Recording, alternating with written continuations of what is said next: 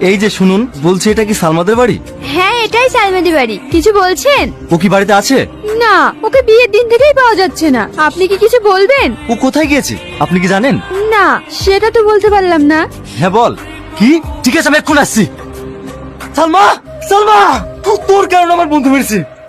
আমি তোমাকে আগেই বলেছি আব্বা, যদি বিয়ে করতেই হয় তাহলে টনিকেই করব। আমি যে ছেলেকে পছন্দ করেছি সেই ছেলের সঙ্গে তোর বিয়ে হবে, তাও আবার কালকে। এটাই আমার শেষ কথা। আমারও শেষ কথা শুনিলেও কালকে টনি আসছি, আমি সবার সামনে দিয়ে ওর সাথে চলে যাব, পারলে তোমরা আটকাইও। আমি জানি তুই এটাই বলবি। আব্বা, আমি তোমাকে যে অনুরোধ করছি তুমি এই অন্ধ মানুষটাকে ছেড়ে দাও। তুমি যা বলবে আমি তাই শুনবো। টনির মুখে আপনার নাম অনেক শুনেছি। আপনার মতো আমিও টনিকে অনেক ভালোবাসি, তাই শুধুমাত্র ওর কথা রাখার জন্য আজ আমি সব ছেড়ে দিয়ে এই গ্রামে চলে এসেছি। যদি যতদিন বাঁচবো এই অন্ধ মায়ের সেবা করে যেন বাকি জীবনটা কাটাতে পারি।